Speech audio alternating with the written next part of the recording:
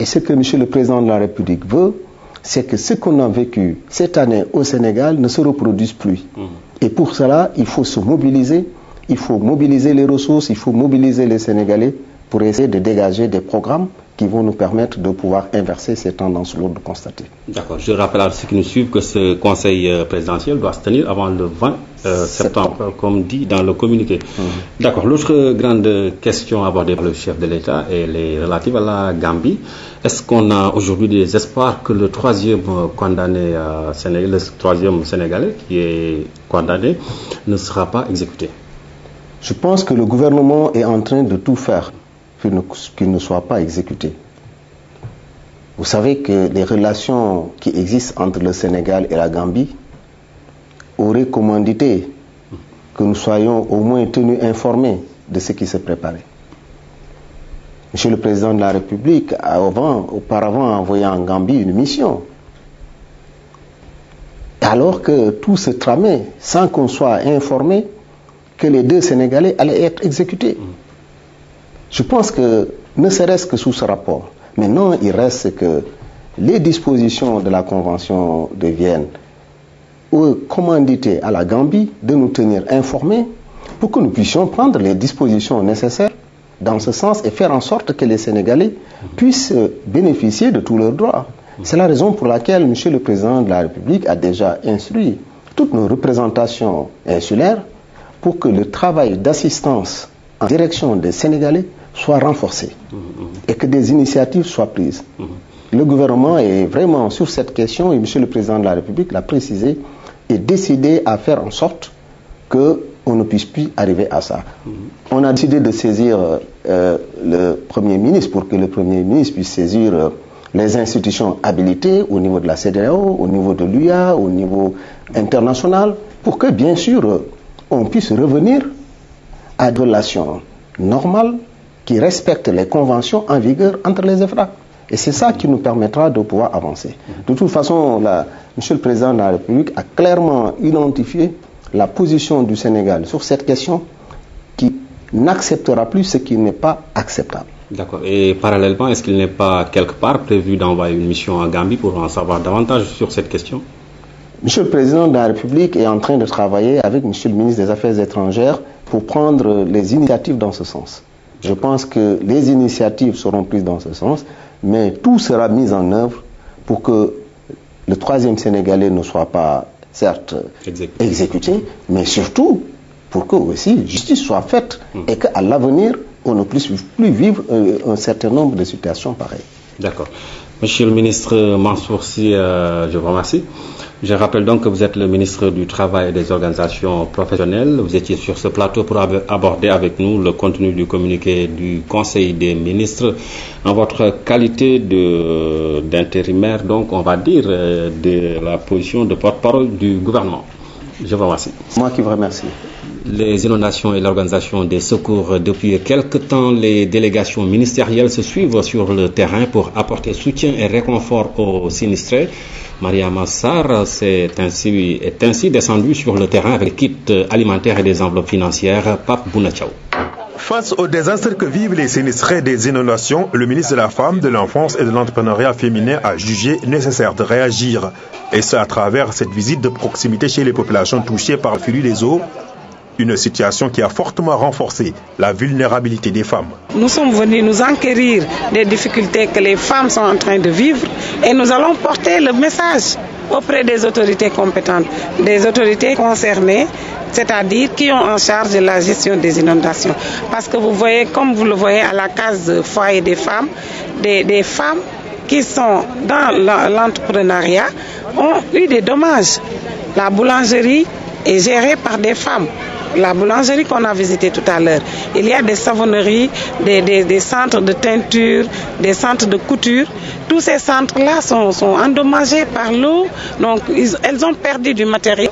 Donc notre devoir, c'était de venir auprès de ces femmes-là, donc de voir dans quelles conditions elles sont en train de vivre ces moments difficiles.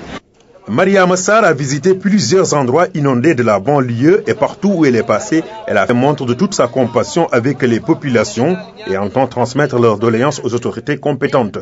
Le ministre en charge de la famille a par ailleurs rencontré les organisations de femmes de la banlieue où il est toujours aussi difficile de se déplacer. La Fondation Servir le Sénégal était également au chevet des victimes des inondations. Des bénévoles assistent les familles déplacées sur des sites provisoires. Sur place, ils bénéficient aussi d'une assistance gratuite. René Fonseca. De leur maison familiale, il ne reste plus qu'un champ de ruines. Aujourd'hui, certaines de ces familles ont été relogées ailleurs, comme ici à la case des Tout-Petits de Mermoz. Le site accueille provisoirement des sinistrés. En plus de leur nourriture, leur santé est aussi prise en charge par la Fondation Servir le Sénégal. Vous savez, dans ce genre de situation, ces familles qui sont là aujourd'hui ne sont pas en situation, par exemple, de pouvoir prendre en charge eux-mêmes leur alimentation. Ils se posent des problèmes d'hygiène, ils se posent des problèmes de santé. C'est ainsi que nous avons pensé que l'urgence était d'appuyer ces populations en mettant à leur disposition une alimentation décente, acceptable, qui leur permettrait de se nourrir tant bien que mal, mais également de les assister du point de vue de l'hygiène, de la santé. Les bébés, quant à eux, sont consultés par le pédiatre. Tout est scrupuleusement vérifié. Ailleurs comme à Yoff, dans cette école servant d'abri provisoire, des enfants circoncis reçoivent les derniers soins. Dans ce genre de situation également, la précarité a tendance aussi à fragiliser l'état de santé des personnes. Et les plus vulnérables, c'est souvent les enfants. Donc, c'est une chose de déplacer les personnes, de leur trouver un abri provisoirement en attendant de trouver une solution définitivement à leurs problèmes. Mais le problème demeure entier s'il n'y a pas de suivi. La Fondation Servir le Sénégal va continuer ses actions de solidarité au profit des sinistrés des inondations. Du baume au cœur pour ces familles qui retrouvent petit à petit le sourire et la chaleur d'un foyer. Le ministre de la Justice est aussi descendu sur le terrain des inondations. Il a soutenu les sinistrés à hauteur de 10 millions de francs. Des denrées alimentaires et des produits désinfectants ont été distribués. Kaltom Gueye. Le CMHLM Yoff s'est transformé en maison d'hôtes. Plus de 55 familles y sont logées. Ici, les classes servent de chambres provisoires aux familles victimes d'inondations. Depuis dimanche, des bonnes volontés s'activent pour leur venir en aide. Le ministre de la Justice n'a pas dérogé à la règle. Il a apporté des produits de première nécessité pour alléger leur peine. Je suis venu en voisine, je suis venu en mère de famille, contribuer, comme beaucoup de Sénégalais l'ont fait bien avant moi, à l'effort de l'élan de solidarité en direction de nos concitoyens qui sont en difficulté durant cette période. Changement de site, mais aussi de décor. Dans ces maisons également, la pluie a fait des dégâts considérables. Plus de 300 demeures ont reçu la visite des jeunes apéristes de la localité. Ils ont eux aussi tenu à marquer leur soutien à leurs voisins sinistrés, geste que ces derniers saluent.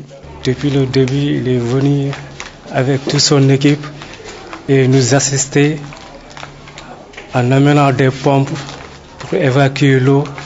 Franchement, depuis le début, ils sont là avec nous pendant tout ce temps-là. Vraiment, on leur remercie. Ici, on est logé et nourri. Depuis le sinistre, la Croix-Rouge et les voisins sont à nos côtés. L'acte que le ministre a fait nous va droit au cœur. En tout cas, on ne peut que prier pour elle. Plus de 10 millions de nos francs ont été dégagés par le ministre et ses partisans en guise de solidarité. L'action citoyenne des volontaires de la commune de Grand Yoff a été aussi bien ressentie dans la prise en charge de ces victimes. Les sportifs ont également adhéré à cet élan de solidarité en faveur des sinistrés. Ils ont profité d'une journée de partage pour lancer un appel à la mobilisation pour un soutien considérable aux populations victimes des inondations. Ibrahim Ndong. Dans cette salle, la réflexion s'articule autour d'un seul point, celui des inondations. Comment faudrait-il faire pour aider les victimes de cette catastrophe naturelle? Une équation que le monde sportif tente de résoudre en toute collégialité. Je lance un appel aux autres sportifs d'apporter leur soutien, leur solidarité par des actions de tout genre. Les sportifs aujourd'hui ont le devoir de rendre la monnaie à ceux qui les ont supportés pour le bon et pour le moins bon. Les supporters sénégalais sont très connus pour être toujours présents dans les stades. Aujourd'hui, quelques-uns d'entre eux sont sous les eaux et c'est notre devoir en tant que sportifs de tendre la main, de rendre la monnaie à ces grands supporters qui nous ont toujours fait plaisir. Au-delà de l'aide financière, certains donateurs optent pour des journées d'investissement humain ou d'autres actions parallèles. Nous sommes allés voir l'ACAPES et nous avons signé un partenariat. Et l'ACAPES a pris la disposition de mettre ses locaux à la disposition des populations sinistrées sur l'étendue du territoire national. Nous avons également signé avec un partenaire qui va nous donner des détergents qu'on va mettre à la disposition des populations.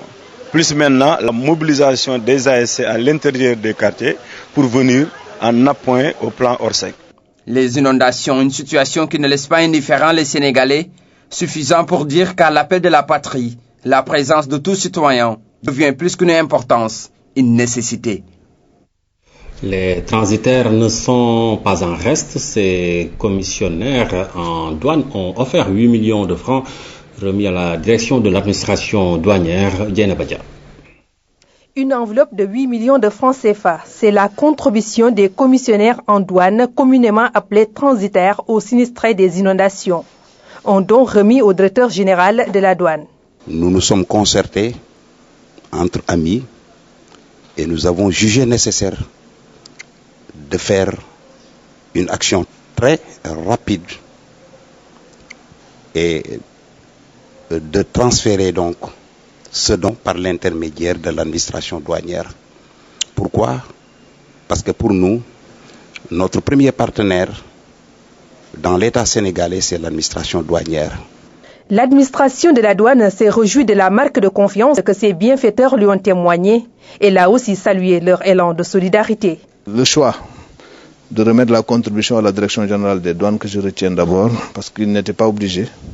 C'est un effort de solidarité nationale spontanément suscité par ces inondations, accompagné par les autorités politiques qui cherchaient à l'encadrer d'ailleurs. Et ils auraient pu s'adresser à ces autorités politiques ou s'adresser à ces plateaux de télévision. Moi, je la remettrai, je le dis devant à mon ministre de tutelle. La participation du syndicat des transitaires, l'UCETA, est annoncée. D'autres dons sont également attendus selon le directeur général de la douane. Et puis à propos d'inondations et de pluie, notez que la météo annonce malheureusement une probabilité de pluie et d'orage dans la période du 31 août au 3 septembre. Ces manifestations pourraient être accompagnées de risques liés à la foudre, notamment dans les zones sud, centre et ouest du pays. La météo appelle donc à plus de prudence, nous y reviendrons. Dans l'actualité nationale aussi, ce don de kits solaires à plusieurs mosquées et villages du Sénégal, une action de solidarité initiée par l'Organisation des femmes d'affaires africaines. Plus de 30 kits ont été distribués. En tout temps, 30 villages du Sénégal de kits solaires, les femmes d'affaires africaines ont voulu venir en aide aux populations qui n'ont pas accès à l'électricité. Des populations du Sénégal des profondeurs dont le dénominateur commun est la vulnérabilité. Ces bénéficiaires aujourd'hui sont des mosquées, des villages dépourvus d'énergie et qui nous ont saisis. Moi, j'ai eu à visiter des villages qui sont dotés, imaginez-vous, de collèges, d'écoles élémentaires et de postes de santé et dépourvus d'électricité. Les kits ont une durée de vie de 20 à 25 ans. Le renouvellement ne devrait pas être un fardeau pour les bénéficiaires. Le REFA demande quand même aux bénéficiaires de prendre soin du matériel. Dans chaque pôle, nous allons mettre un site isolé de 2,50 à 3 kVA. Ce site devra permettre d'alimenter un congélateur, un réfrigérateur, 2 téléviseurs et des ordinateurs. Prochaine cible des femmes d'affaires africaines, les structures sanitaires et les écoles, le REFA demande au pouvoir public et aux bonnes volontés de l'accompagner dans cette initiative de solidarité.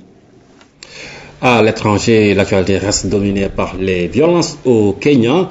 Un attentat à la grenade visant les forces de l'ordre a fait un mort et 4 blessés. Au Mali voisin, les islamistes jugent nécessaire le retour de l'État, mais restent intransigeants quant à l'application de la charia. Ils reviennent du nord du Mali. Ces membres de partis politiques et d'associations ont pu rencontrer 2 groupes armés qui contrôlent la région depuis 5 mois. Selon eux, les islamistes d'Ansardine et du Moujao sont disposés